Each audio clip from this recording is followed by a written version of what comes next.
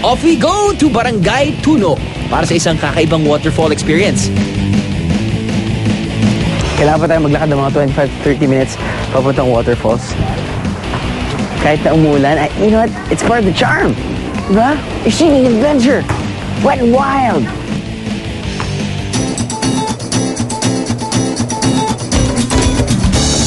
Kahit medyo mahirap ang lalakarang trail at medyo nakakapagod sa layo ang destinasyon, busog naman ang mata mo sa iba't ibang natural wonders ng lugar. O di ba? Parang may mini rice terraces pala sila dito.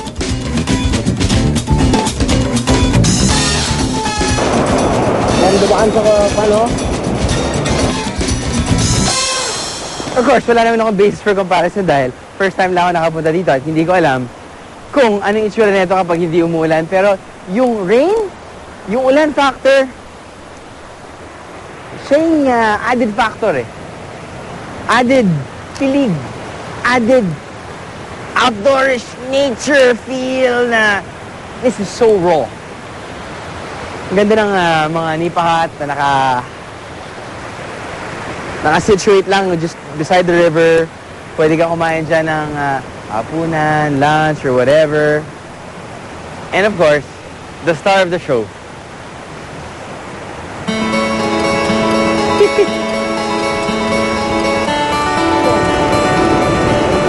Bugtong Bato Falls is a 7-tiered waterfall. Pero 3 lang daw ang bukas para sa publiko. Pero dito sa una pa lang, breathtaking na ang view.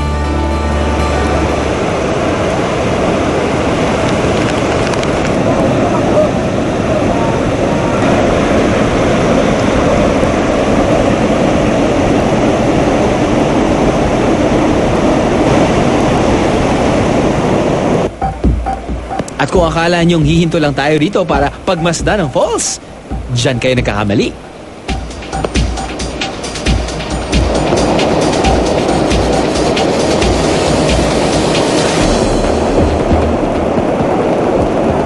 Mula rito sa nakakalulang tuktok ng falls, magrarapel ako pababa sa mismong rumaragas ang tubig. Ang tawag nila ay canyoneering.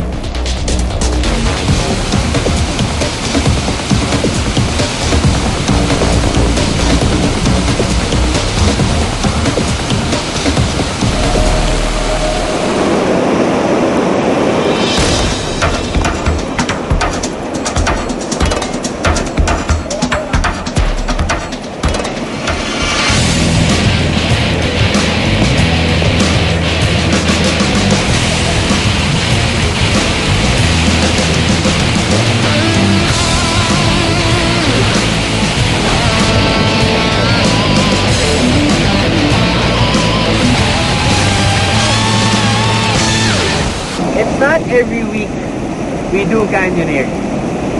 I mean, waterfalls, okay, maraming waterfalls yung buong Pilipinas. Pero minsan kailangan magkaroon ng opportunity na mag-canyoning. At dito sa Antique, pwede mong gawin. Approve! As much as possible, you know, you can go beyond waterfall watching. Heck, you can go beyond canyoneering! You can just dive! No, you're gonna die. Anyway, that was fun. Kung gusto niyo naman ng mas kalmadong water adventure, bamboo rafting ang para sa inyo.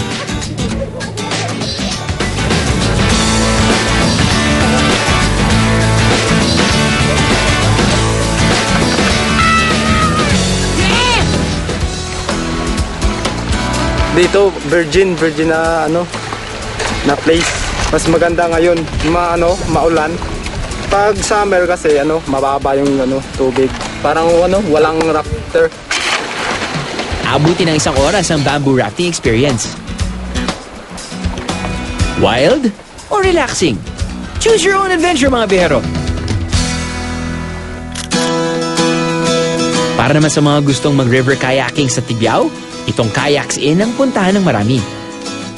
Pero dahil masama ang panahon, hindi raw posibleng makapag-kayak dahil masyadong malabo ang tubig. But not to worry, meron pa namang ibang atraksyon sa lugar na to. Nakatapos na natin mag-trekking. Nakatapos na natin mag-canyoneering. Ang okay dito sa lugar na to, meron ka madadaanan kung tawagin na Wawa. Anong meron sa Wawa? Hot tub. Tama, no? Wow. Oo na, mali na ako. Kawa, not wawa. Ang kawa ay isang malaking kawali na ginagamit ng mga Antikenyos sa pagluluto ng muscovado sugar. Pero ngayon, imbes na sa pagluluto ng asukal, ginagamit na ang kawa ng mga turista. Habang pinapainit ang tubig, pwedeng maglublob ang mga gustong mag-relax.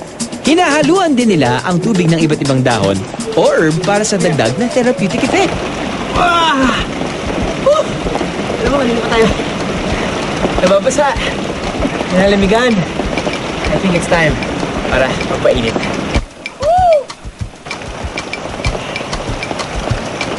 Mainit na nga, no? Mainit na. Hindi ko alam kung anong posisyon ko.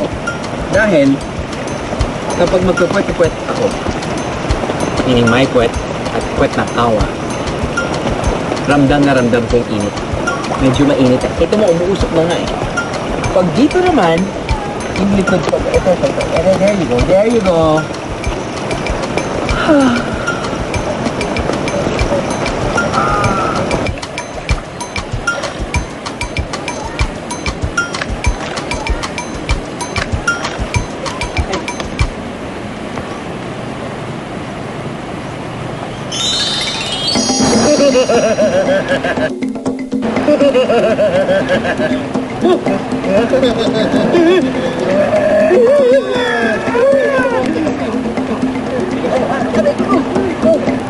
Malamig na.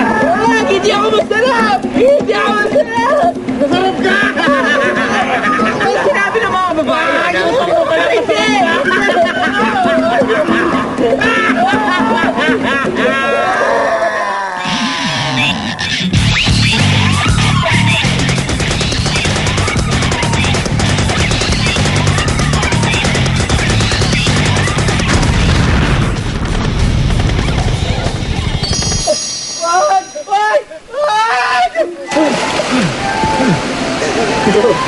Basta! Ay! Ano nangyari sa'yo? Ano nangyari sa'yo? Kami naman dyan! Palagi ka lang ikaw dyan eh! Oo nga! Nakatulog ba ako? Oo, sarap ka nga eh, grabe! Sarap yung tulog ko? Wala kang itak! Wala kang itak! Ba't ka kami nagkakaitak? Ano ko na? Nangyari sa'yo! Bumalik na tayo. Hindi pa tayo tapos sa shoot eh. Kaya nga. Isa. Oh guys, cut muna tayo ha. Kung hindi nyo trip ang mapakuluan sa hot kawa bath, subukan nyo na lang mag-relax sa Tibiao Fish Spa. Locally bred daw ang isdang ginagamit sa spa na to na tinawag nilang Thera Fish.